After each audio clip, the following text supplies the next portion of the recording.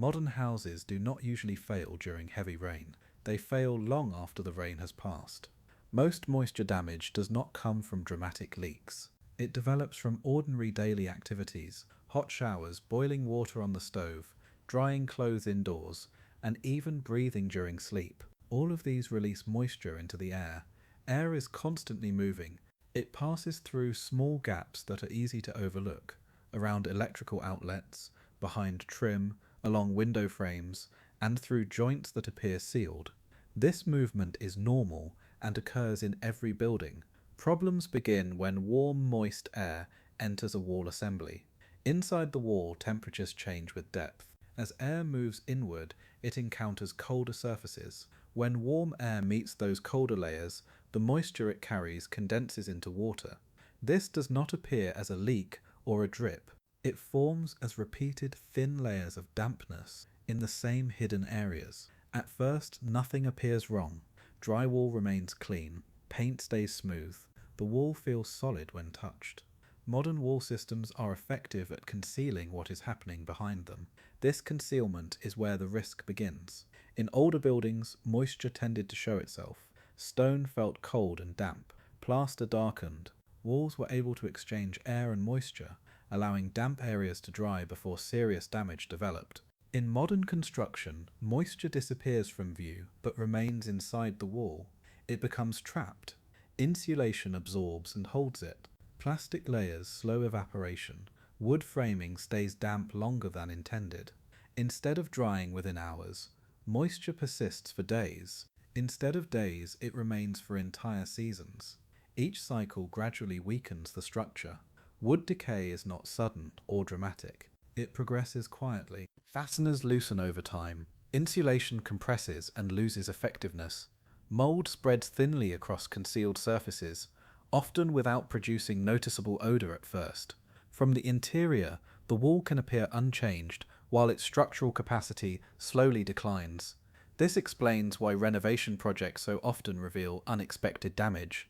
Walls that appeared sound for years are open to expose darkened framing, softened wood, and insulation bonded together by long-term moisture exposure. This damage is not the result of a single event. It develops from years of gradual accumulation. The most concerning aspect is that the wall often performs exactly as designed. Modern wall assemblies are built to prevent water from entering. They are not designed to recover once moisture is present inside. These are fundamentally different objectives. When drying paths are blocked, moisture does not require extreme weather to cause damage. It only requires time, and modern construction provides ample opportunity for that time to accumulate. Historic builders worked in damp climates with frequent rain, snow, fog, and moisture rising from the ground. They did not attempt to eliminate moisture entirely. Instead, they accounted for it and designed walls that could release it. This leads to a critical question. If moisture is unavoidable in all buildings, why did modern construction turn walls into sealed containers rather than systems capable of drying? Modern wall assemblies did not become vulnerable by chance. Their weaknesses are the result of deliberate design choices. To understand why moisture becomes trapped today, it helps to reconsider what a modern wall actually is. It is not a single solid element.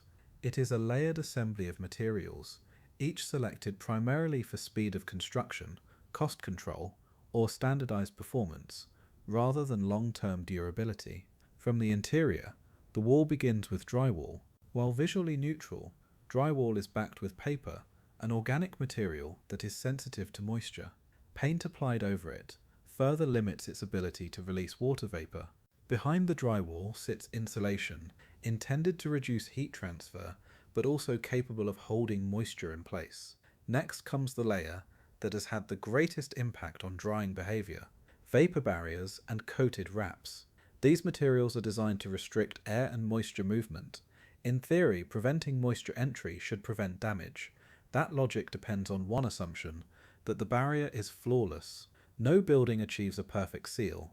Moisture still enters through small openings, fasteners and joints that shift as the structure settles. Once inside, the same barriers intended to protect the wall now prevent moisture from escaping.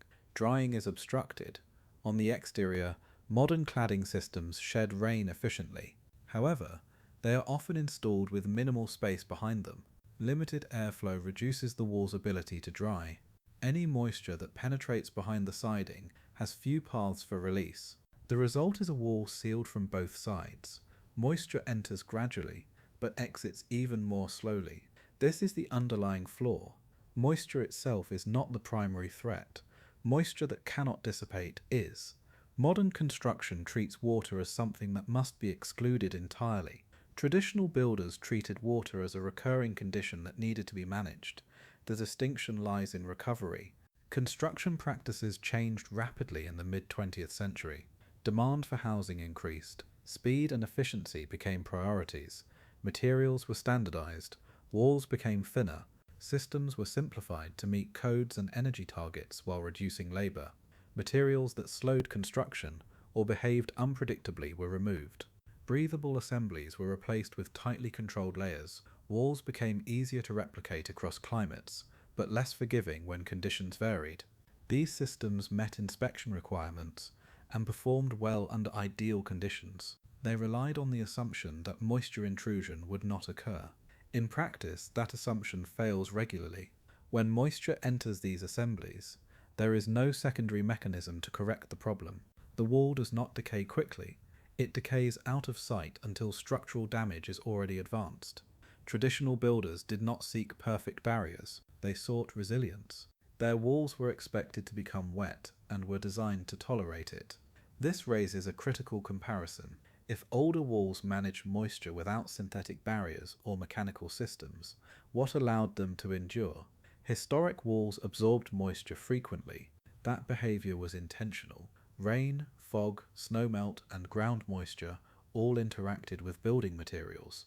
Traditional construction accepted this reality and focused on one guiding principle. Materials that become wet must also be able to dry. Walls were designed as open systems rather than sealed compartments. Stone, brick, lime mortar, clay, wood, and plaster shared an important property. They could absorb moisture and release it gradually. Moisture movement occurred slowly and evenly, preventing concentration in one location. Lime mortar illustrates this approach clearly. It was not waterproof. It was porous and breathable. Water could pass through it, and air could circulate. Moisture within the wall migrated toward the surface and evaporated naturally. Modern cement behaves differently. It resists water entry, but restricts drying once moisture is present behind it. Historic builders avoided this condition by never fully blocking the exit. Plaster functioned in a similar way. Lime plaster moderated indoor humidity by absorbing moisture during damp conditions and releasing it as air dried. Walls acted as buffers, reducing extremes rather than attempting to isolate the interior completely. Wood construction followed the same logic. Timbers were thick and dense, often from slow-growing trees. They tolerated limited moisture exposure and released it gradually without structural failure. Joints were fitted carefully, but remained vapor-permeable. Air could move through assemblies, allowing moisture to escape. Wall thickness also played a role. Historic masonry walls were substantial. Their mass slowed heat transfer and moisture movement. By the time cold reached the interior face, exterior conditions often had already changed. This delay reduced condensation and allowed drying to occur. These systems did not depend on flawless performance. If moisture entered from one side, it could leave from another. If humidity rose indoors, it could migrate outward. Walls responded to environmental changes rather than resisting them. This difference explains how older buildings tend to age. Failures appear at the surface.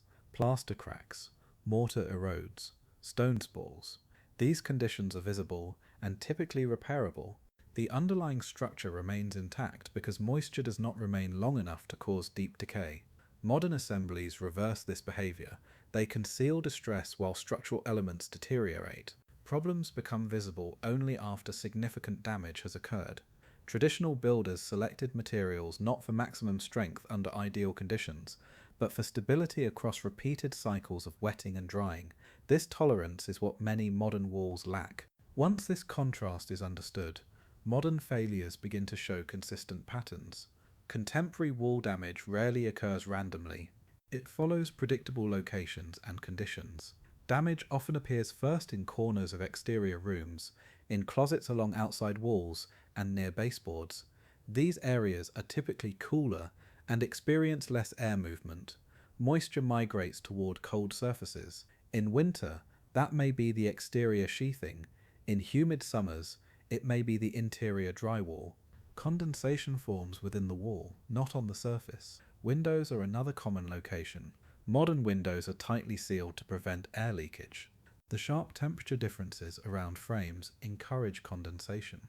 Moisture seeps into adjacent materials, darkening wood and deforming trim over time. The window itself may remain intact, but the surrounding wall struggles to dry. Renovations frequently reveal the extent of the issue. When walls are opened, contractors often find moisture damage far more advanced than expected. Framing may be softened, sheathing damp, and metal fasteners corroded. In some cases, structural capacity is compromised. To occupants, these discoveries appear sudden. In reality, the damage accumulated gradually over many years.